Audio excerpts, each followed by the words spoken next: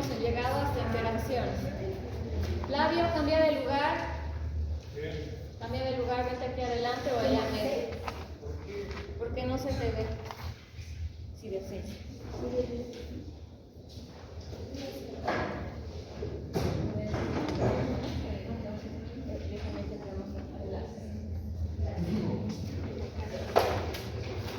Al medio o aquí.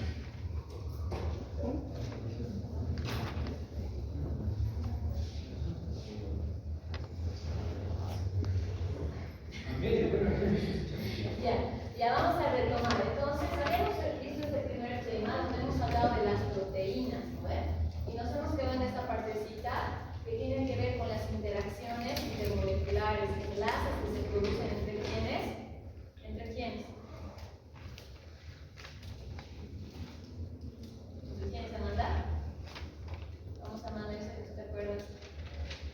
A ver, chicos, para que una proteína, un polipéptido pueda tener su conformación, tiene que haber interacciones, ¿se acuerdan?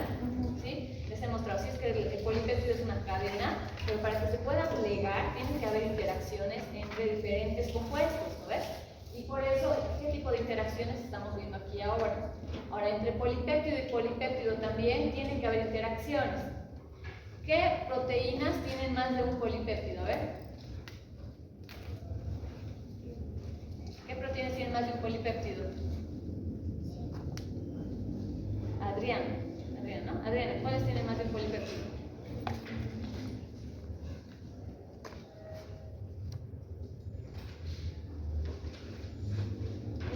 ¿De qué? ¿Qué pregunta es esa, no? Chicos, a ver, la hemoglobina, ¿cuántos polipéptidos tiene? 4. ¿Y qué les he preguntado ahorita? ¿Qué proteínas tienen más de un polipéptido? ¿Cuál era el ejemplo? Hemoglobina, la hemoglobina tiene 4. Entonces esos 4 polipéptidos tienen que acercarse y quedarse ahí estáticos, ¿no es? Porque si no la hemoglobina aparece toda dispersada, entonces tienen que haber esas interacciones para que se queden así cerquita, ¿no ves? Esas 4 cadenas, ¿ya? Entonces, ¿qué tipo de interacciones son? Pueden ser enlaces covalentes, como por ejemplo disulfuro-disulfuro. Les pregunto, ¿de qué aminoácidos proviene este azufre? ¿Qué aminoácido tiene azufre? ¿Qué pregunta tan misteriosa? A ver, fuerte. Cisteína. ¿Ves? Muy bien, la cisteína. ¿Y qué más? Entonces tenemos la cadena y para que se puedan estar así juntas, en este punto tendría que haber una cisteína y aquí abajo también, digamos, ¿no? Para que pueda haber ese enlace en esta partecita y eso se pueda quedar estático, ¿sí? Ese entonces es uno de los enlaces más fuertes. ¿Por qué? Porque es covalente. Habíamos dado el ejemplo de covalente que se agarra y no se suelta, ¿sí? Como lo que les he mostrado, la tapita con el marcador, no se agarra ahí. Después tenemos los puentes salinos, que también se les llama atracción electrostática, ¿no? Es cuando se van a acercar. El enlace covalente es el que se forma así fuerte, ¿no? Porque tiene que haber más fuerza para separarse. En cambio, el resto, los no covalentes, solo hay un acercamiento, ¿no? Yo positivo, tú negativo, nos acercamos, ahí se queda cerquita. Ese es el caso de los puentes salinos, ¿no? Después tenemos que también, aquí nos muestra, ¿no? Positivo con negativo se van acercando. Aquí esto nos está representando el enlace puente de sulfuro, ¿no? Entre esta cadena con esta cadena. Aquí tenemos después anhidro. Acá tenemos las interacciones hidrofóbicas, ¿no? Las hidrofóbicas son en átomos que no tengan polaridad, ¿no? Que sean apolares. Es decir, que tampoco tengan ninguna carga, por eso están acercando toditas estas cadenas, ¿no? Sería una interacción hidrofóbica. Les pregunto, en una proteína, ¿a dónde se van las partes hidrofóbicas? ¿Hacia la afuera o hacia adentro? Hacia adentro. ¿Por qué? La hora fuerte.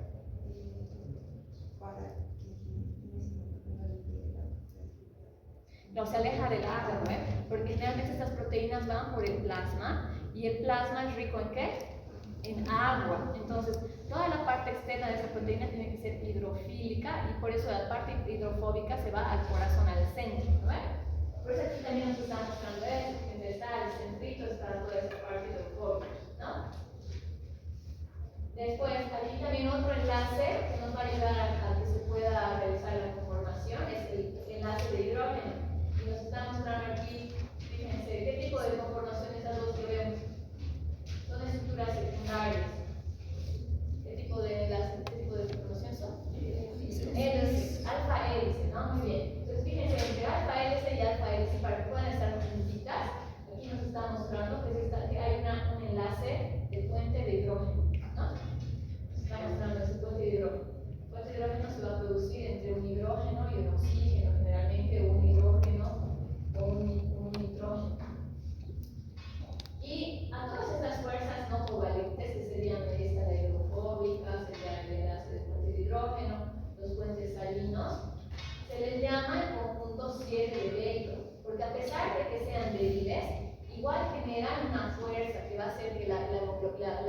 que se pueda mantener así en esa conformación. A pesar que sean débiles, juntas hacen fuerzas sobre el hielo.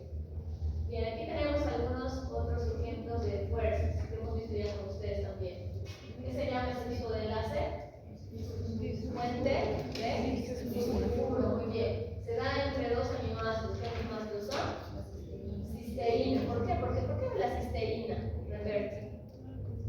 ¿Por qué la cisteína y no es aquí la glicina? O la glicina, Roberto. A ver, explícanos. ¿Nada? ¿María José? ¿No? Allá atrás, Diego. Chicos, una lagrimita. A ver. Fabricio, fuerte.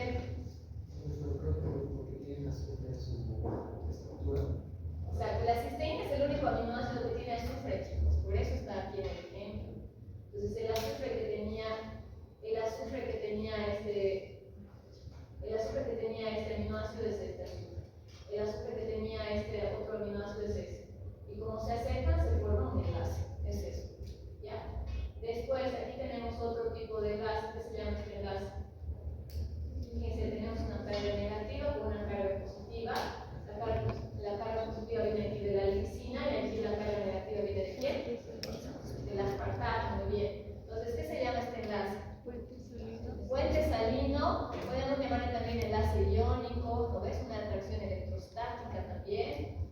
Ahora este otro que vemos acá, tenemos al glutamato, termina en oxígeno, y la serina tiene un oxidril. Y está formando un enlace entre el oxígeno y el hidrógeno. ¿Qué se llama este enlace? Enlace de hidrógeno. ¿Se llama fuerte? Alguien le llama, ¿qué se llama? Ahora ya estamos aquí viendo enlaces, aquí el número 3, a ver cuál es. Estamos viendo oxígeno con hidrógeno. Salinos, fuentes salinos. Se llama fuente de hidrógeno, ¿no ves? Porque tenemos un hidrógeno implicado, fíjense. Oxígeno, hidrógeno, oxígeno. Se llama fuente de hidrógeno. Ahora estos dos de aquí, ¿qué tipo de enlaces serían entonces? No, es salino se da con cargas. Aquí vemos cargas. No.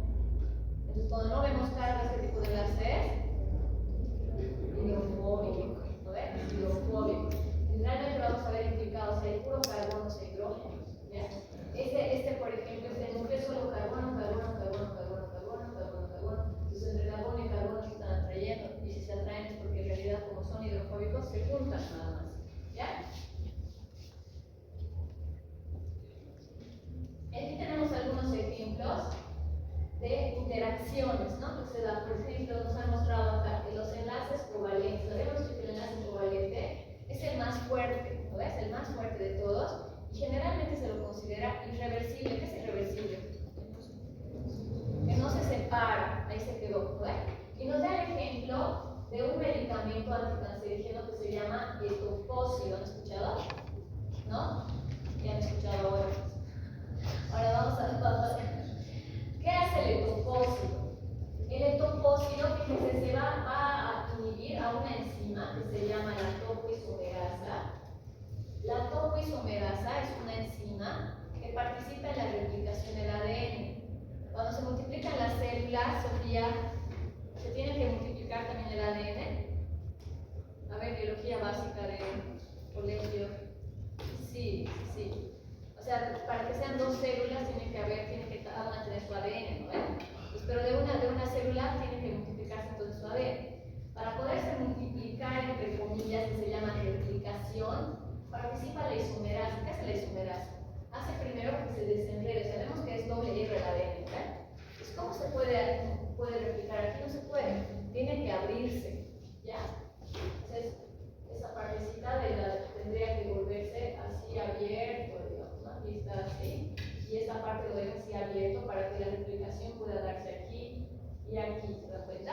Entonces esa enzima abre, lo va abriendo, lo va desenredando de una manera ordenada. ¿Alguna vez han querido abrir un hilo a la mitad? ¿Sus dos mechitas han querido abrir? ¿Nunca? Sí, las chicas, los chicos también, ¿sí? Porque no llevaban labores, ¿no? Entonces Entonces, cuando abrimos eso, no sé si alguna vez han intentado, la parte de abajo, ¿qué le pasa? Se empieza a enredar, ¿no ve? Entonces, ¿qué hay que hacer para que no se enrede? Lo jalábamos, ¿no ve? Entonces, lo mismo pasa aquí, para que se pueda abrir sin enredarse, tienen que participar también otras moléculas para que se pueda abrir sin tener problemas, sin que se enrede, sin que se rompa el ADN, ¿ya? Pero la isomerasa específicamente hace eso, va abriendo esa brita, lo va abriendo. ¿Y qué hace el compósito? Decíamos, la va a inhibir. Entonces, como no va a dejar que abra, ¿qué va a pasar? Se va a unir de manera covalente a esa parte donde trabaja la enzima, o sea, la va a inhibir. Y por tanto, ¿será que se va a replicar esa célula? No, porque no va a poder multiplicar su ADN, ¿no ve? Y por eso esas células cancerígenas van a ir muriendo, no se van a multiplicar. Ese es el propósito de este medicamento, ¿ve? Se actúa sobre el cáncer, tratando de que esas células cancerígenas ya no se multipliquen. ¿Sí? ¿Se entiende? ¿Cómo logra? Uniéndose de manera covalente, ¿no? Se une de manera covalente. Luego tenemos aquí también un ejemplo de las interacciones electrostáticas que se producen en las enzimas, ¿no? Se van a generar campos eléctricos para de esa manera reducir la energía de activación. Hoy día vamos a hablar de qué es energía de activación. ¿Ya? Otro ejemplo tenemos de los puentes salinos. Los puentes salinos, como decíamos, son interacciones electrostáticas también llamadas iónicas, ¿no? Donde vamos a ver positivo, negativo con positivo, ¿no? El ejemplo que nos está mostrando aquí, chicos, es de esto. ¿Qué se llamaba eso? ¿Se acuerdan de lo que atravesaba las membranas plasmáticas, así? ¿Como esto? ¿Qué se llamaba? ¿Se acuerdan? ¿Fuerte, Sofía? Exacto, las proteínas transmembranales sí, íntegras, ¿no? Es que pasan toda la membrana. Entonces nos está mostrando aquí esta proteína que atraviesa toda la membrana citoplasmática, donde en el hígado. ¿Y para qué sirven estas proteínas? Como transportadora. Y nos está mostrando cómo logra transportar. Fíjense, aquí nos está mostrando, por ejemplo, el medicamento estatina o la bilirrubina que tienen que atravesar. ¿De dónde tienen que pasar? Tienen que ingresar a las células hepáticas, ¿no? Entonces, ¿cómo ingresan? No ingresan mágicamente, ¿no? Tienen que atravesar las membranas citoplasmáticas de los hepatocitos. Entonces, para atravesar, aquí nos está mostrando que es la estatina, está tratando de ingresar.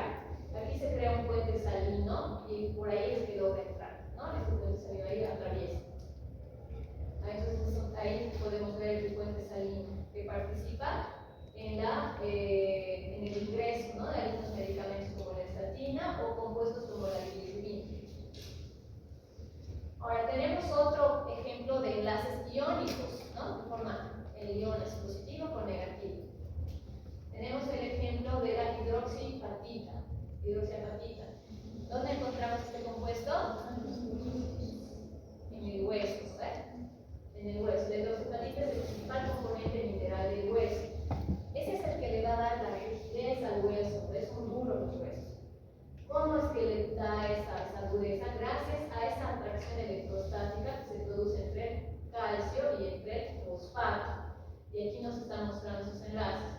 El fosfato está simbolizado con este triangulito, con este que se le llamaría en geometría. Triángulo, chicos, no, triángulo es cuando es bidimensional, ¿no? Pero cuando es tridimensional, ¿qué se llama? Pirámide, tipo pirámide se llama, ¿no? Pirámide, ¿segura? Tetraedro, sí, tetraedro creo que. Entonces fíjense, nos está mostrando esa forma del fosfato que se une con qué? Con estas bolitas que están simbolizadas por el calcio. Entonces, ¿cómo se logra unir? Por las cargas. El fosfato está negativo y el calcio está positivo. Y ahí se unen, ¿por qué? Porque se atrae negativo con positivo. ¿Sí? Aquí también nos está mostrando cómo se va formando los hidrocarburos, se van formando calcio, que se va uniendo aquí al fosfato, ¿no? El fosfato está formando este tetraedro, que se va uniendo al calcio, ¿no? Va así de manera intercalada, ¿no? Positivo, negativo. El negativo se une con el positivo, entonces se va formando como una red, y esa red es bastante dura, ¿sí?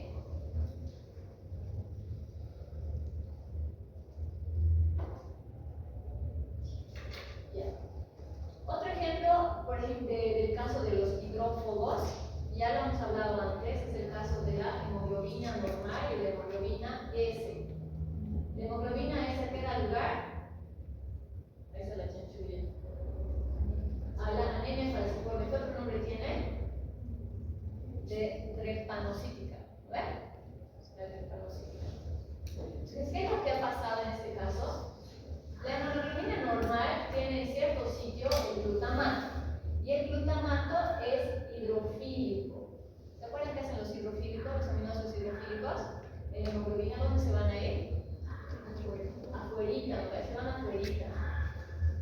a ser solubles en agua.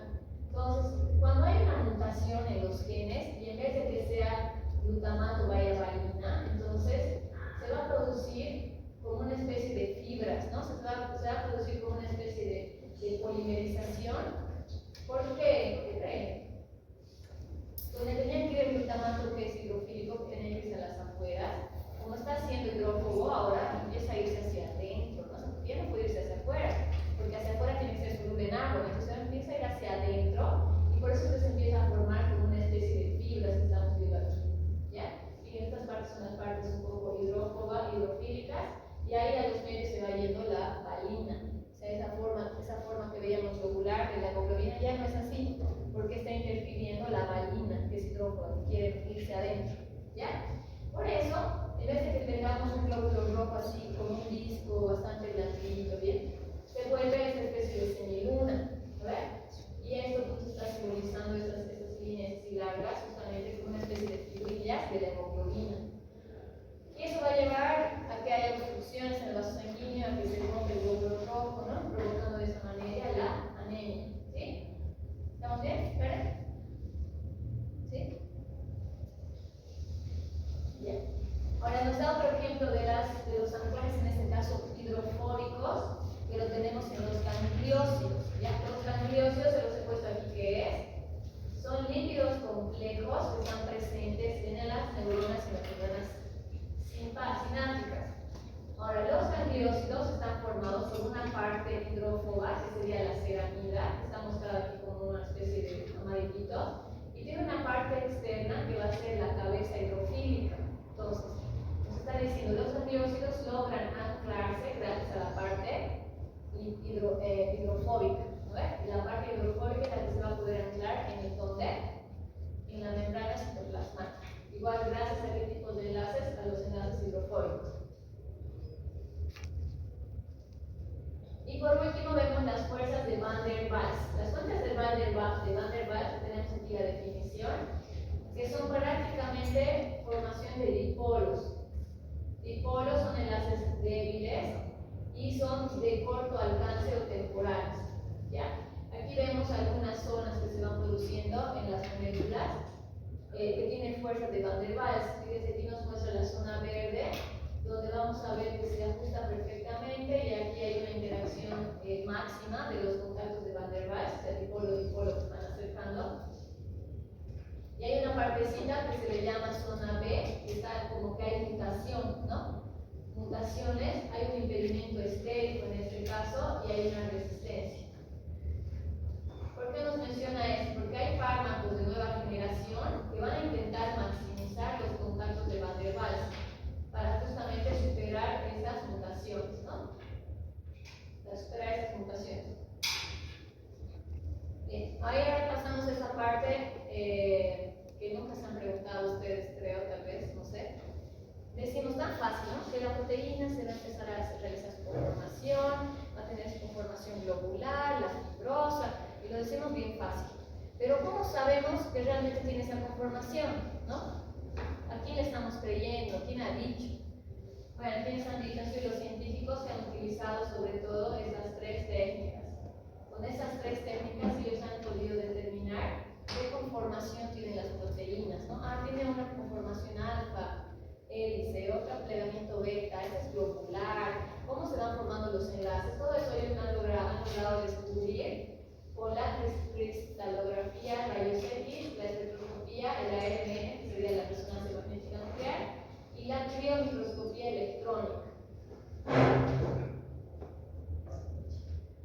La cristalografía con rayos X está colocada acá en los pasos así básicos. Ya que obviamente no vamos a profundizar, son métodos, son técnicas bastante complejas, que solo el que trabaja aprende, ¿no? El que trabaja solo con esa. Pero para que tengamos una idea de qué es lo que pasa, nos dicen en el libro, ¿no? Que primero lo que se va a hacer precipitar a la proteína cristalizándola. Vamos a hacer que la proteína se vuelva cristales. Posteriormente, ¿sabe qué va a pasar? Se va a irradiar con rayos X. Se va a irradiar con rayos X. Luego se va a producir una difracción en los electrones de los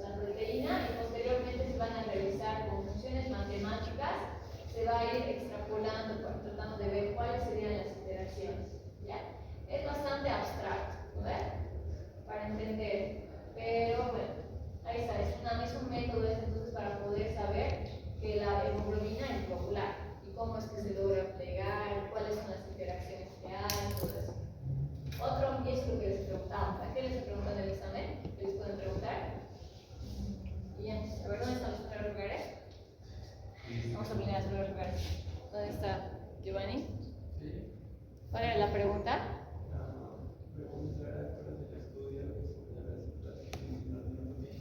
Exacto. ¿Qué estudios estudian? No, en realidad, ¿qué técnicas? ¿Qué técnicas estudian la estructura tridimensional de las proteínas? ¿Cuál era la respuesta? La cristalografía de rayos X. Con eso logramos saber cómo es la estructura tridimensional. Después también la espectroscopía con resonancia magnética nuclear también ha ayudado, pero ha ayudado más desde la parte, chicos, de saber la estructura, ¿ya? Porque la resonancia magnética nuclear logramos descubrir cuál es la estructura de las moléculas. Sobre todo eso. Después hay otra técnica más actual que se llama la microscopía por crioelectrones, ¿no? ¿Cuál es la microscopía que nosotros hemos utilizado alguna vez? ¿Qué se llama? Microscopía, ¿qué se llama la microscopía que utilizan, chicos? Óptica, muy bien. Esa es la más básica, ¿no ves? Después de esa viene la microscopía electrónica, ¿no? La que podemos ver estructuras más pequeñas, y esta está combinada entonces con crioelectrones. En este caso van a utilizar agentes criogénicos que congelan, ¿no? Explicar una vez la criogenia. Congelan utilizando helio o nitrógeno líquido. Van a realizar de esta manera van a tener acción sobre la proteína y posteriormente van a tratar de visualizar cuál es la estructura, ¿no? Cómo es su conformación. Con esta técnica se puede visualizar virus complejos, ¿no? ¿Alguien tiene su libro? ¿No? ¿PDF? A ver, la carátula, ¿cuál es la carátula? Es que la carátula de la edición 31 en el libro nos dice que esa fotito que parece un dibujito, no sé, medio rarito, se ha logrado saber esa su estructura gracias a esta técnica. Exacto, a ver, mostrar, levantarlas. Fíjense, esa es la estructura, la conformación de un virus que se ha logrado descubrir mediante esta técnica. Gracias, Giovanni.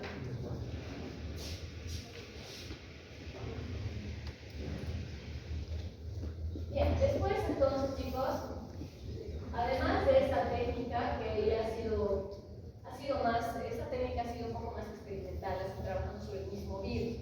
Después aparece ahora, y es bastante fuerte esta corriente de investigadores que trabajan sobre el modelado virtual, ¿ya? El modelado bimolecular. Ellos en computadora, según la información que ya tienen de las interacciones de otras moléculas, de otras proteínas, van viendo de manera, con sus programas, cómo sería la conformación de tal proteína. Entonces, eso ya es en computadora, ¿no, Yoli?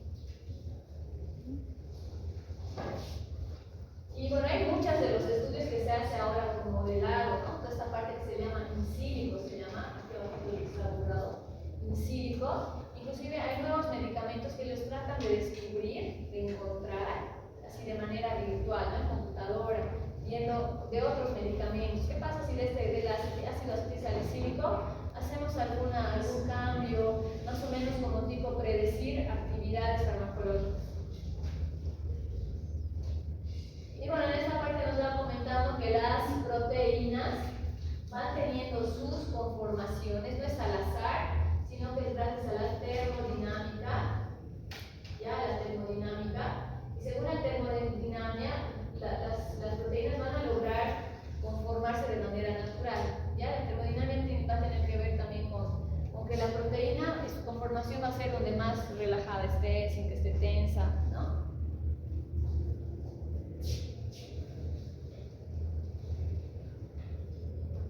¿Y dónde está?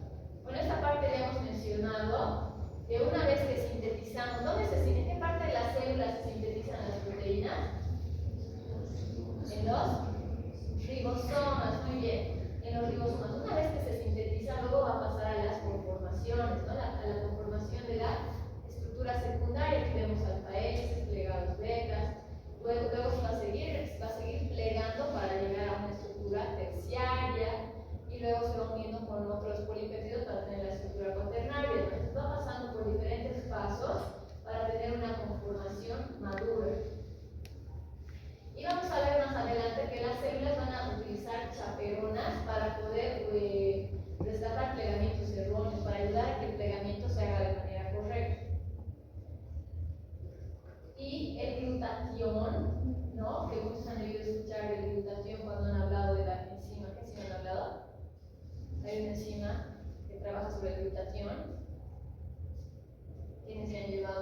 enzimas. ¿Tienes? Se llama, hay una enzima. ¿Cuál es? La gamma glutariltransaminasa, sí, la GGT. La GGT actúa sobre la glutatión. Y esa glutatión, la función que tiene en este caso es de reducir los enlaces de sulfuro oxidados inapropiados. Entonces va tratando de arreglar lo que está mal, ¿no? Si esto está oxidado, trata de reducir. Bien, y aquí vemos una vez más en las proteínas chaperonas. Para que puedan acordarse, las chaperonas. ¿Se acuerdan antes que se decía a los chicos que acompañaban a las quinceañeras? Chaperón, ¿no? Creo. No sé, bien. Chaperón, ¿no? Creo. El chaperón que hacía era el acompañante, ¿no? En este caso, las proteínas chaperonas van a acompañar a la conformación de la proteína y van a tratar de arreglar si hay algún error. Básicamente es eso. Después, ¿qué más? Habíamos hablado que una vez que tenemos la proteína, atraviesa por modificaciones. ¿Qué se llaman modificaciones? ¿Hablando fuerte? ¿Chicas? ¿Fuerte, Karen? Post-traduccionales, ¿no? Porque cuando se sintetiza es una traducción, decíamos, la traducción, y luego es la post-traducción, ¿sí? Entonces, en esa post-traducción se van a dar modificaciones covalentes, ¿no? Por ejemplo, nos muestran aquí dos ejemplitos. Uno es de la proteína de sulfuro isomerasa, que lo que va a hacer es facilitar, en este caso, romper fíjense, los enlaces de sulfuro que están erróneos. Cuando se va a agarrar ahí esa conformación de sulfuro y está erróneo, entonces va a tratar de romper esta enzima. ¿Sí? Ese es uno de los ejemplos. Y fíjense, esta enzima que es oxidasa, depende de una flavina. Y la deficiencia de la riboflavina justamente va a llevar a que no podamos romper esos enlaces de sulfuro que están erróneos y se queden así, y por tanto se va a tener una proteína errónea, ¿no? Con errores. Ahí les pregunto, entonces, la riboflavina, ¿qué tipo de vitamina es? ¿Es vitamina? ¿Pregunto de eso? ¿No es? Sí. ¿Qué es una vitamina A, B, C, D, E? B. ¿Qué tipo de B? B2, ¿no? Entonces, si una persona no va a tener la vitamina B2 en cantidades normales, ¿qué va a pasar? Esta enzima no va a funcionar. ¿Y qué va a pasar? La enzima no va a romper los enlaces erróneos de sulfuro que tenemos y se van a quedar proteínas erróneas también, ¿no? Está una de las importancias más para las vitaminas. Después tenemos este otro ejemplo, que ya también es la conversión del cis al trans, ¿ya? Eso gracias a los compuestos que se llaman ciclofilinas. Las ciclofilinas van a participar en la transformación de lo que es cis a trans. Y gracias a cis a trans, chicos, para que tengan una idea, porque no llevamos química como tal, cis y trans es así, ¿ya? Imagínense que este es un carbono y aquí está viniendo otro carbono, ¿ya? Si está con esta configuración así de este hacia arriba, eso se le llama cis, digamos. Y si es que esto va a ir hacia abajo, se llama trans. Entonces, nos está dando este medicamento, este compuesto que logra transformar del cis al trans, o sea, solo cambiar la posición. Que parece una nadita, ¿no? Pero en realidad sí es bien importante en los compuestos. ¿Han debido escuchar de las grasas cis y trans? ¿Han escuchado? ¿Chicos? Grasas cis y grasas trans. ¿Qué es lo que dice en la mantequilla? Contiene grasas trans, ¿no? ¿Por qué? Porque las grasas en esa configuración trans son dañinas, en cambio las que son cis ya no hacen daño, ¿ya? Por eso sí es importante esas. Y se dice también que ese aceite saludable, el aceite de oliva, está en cis, pero cuando se le pasa el calorcito cuando hacemos freír, se vuelve trans, o sea, ahí se vuelve otra vez, en ese caso, tóxico, ¿ya? Ahí la importancia de las configuraciones, ¿ya? Y gracias a estas ciclofilinas se ha logrado entonces encontrar medicamentos, ¿no? Porque esas ciclofilinas han logrado ser un sitio de acción para la ciclosporina y las algisboril, que son utilizados en el tratamiento del VIH y de la hepatitis C.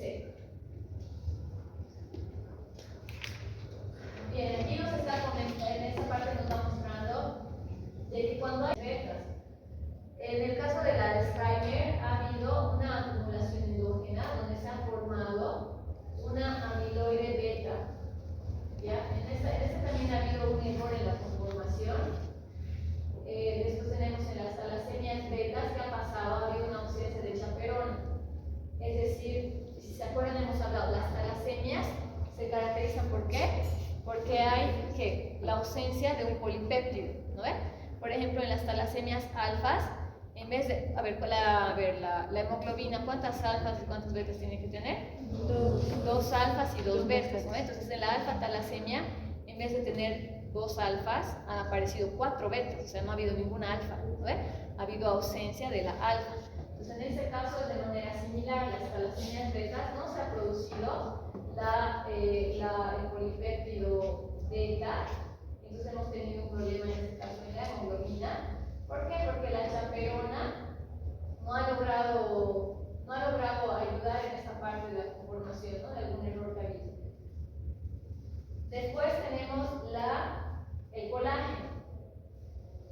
El colágeno, ¿se acuerdan? Hemos dicho qué tipo de proteína es el colágeno. La verdad es una proteína globular o fibrosa. Fibrosa. Globular, ¿quién dice globular? Laura dice globular. ¿Qué dices? Chicas, ¿qué sería? Fibrosa, ¿no? Es una proteína fibrosa. La globular es como un globito, hemos visto la hemoglobina así toda enrolladita. El colágeno lo ven así enrolladito, así como globito, no, ¿no ve? Porque el colágeno se forma gracias digamos, al trenzado de 3 polipéptidos. ¿Ya? Tenemos 3 polipéptidos que se van a ir entrecruzando. ¿Para qué nos sirve el colágeno? El colágeno va a dar resistencia a los huesos, a la piel también. ¿Y qué más? Y esa parte habíamos visto, ¿no? Hay una parte que se considera repetitiva. María José, nos cambiamos de lugar, pasó un asiento. Pasó un asiento, están observando. Entonces hay una parte que es repetitiva, que es la prolina, o también la hidroxiprolina. Ya esa parte repetida, acuérdense que es bien importante. ¿Por qué?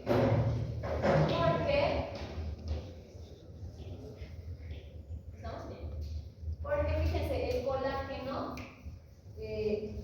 una de las enfermedades que se produce cuando el colágeno no está bien producido es el escorbuto. ¿Se acuerdan que hemos hablado del escorbuto? ¿A qué se debe el escorbuto? A la deficiencia de la vitamina C, ¿no? La vitamina C, ¿qué hace? No, María José, no, regresa a tu asiento. Ahí Flavio está bien chapeadorcito.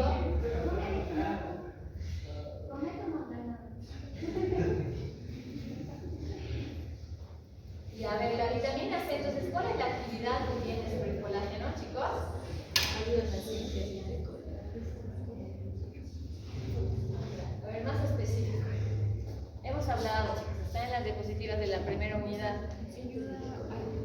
Ayuda en la posttraducción, ¿no? Cuando el colágeno ya está listo, ayuda en la posttraducción. ¿Qué hace? Donde era lisina y donde era prolina, ¿qué lo vuelve? Hidroxi, ¿no ve? La prolina se vuelve en hidroxiprolina, la lisina se vuelve en hidroxilisina. Esa conversión es bien importante porque el colágeno cuando está maduro tiene esos compuestos, ¿ya? Por eso es importante la vitamina C. La vitamina C ayuda a que haya esa conversión. Aquí nos está mostrando cómo se forma el colágeno. Primero tenemos el procolágeno, es el polipéptido precursor. Luego se da la famosa hidroxilación que les decía. Hidroxilasa que habíamos visto, vamos a tener más defectos, ¿no? En esta parte. Y ahí están sus signos clínicos, ¿no? El escorbuto que tiene encías sangrantes, respiraciones flechadas. El síndrome de Menkes tiene pelo de estado anómalo, retraso de crecimiento. En este caso tenemos fragilidad ósea extrema, entonces sí hay más defectos, ¿no? Tenemos más problemas en sí. Y por último, toda esta parte que vemos de la estructura, la conformación, está regido por quién? Por el código genético, ¿no ves? El código genético está ahí. ¿Cómo tiene que sintetizarse la enzima? ¿Cómo tiene que ser? ¿Qué aminoácidos? La hemoglobina, ¿qué tiene que tener? ¿Qué aminoácidos? Cuando hay algún efecto ahí, aparecen las enfermedades. ¿Sí? Y para también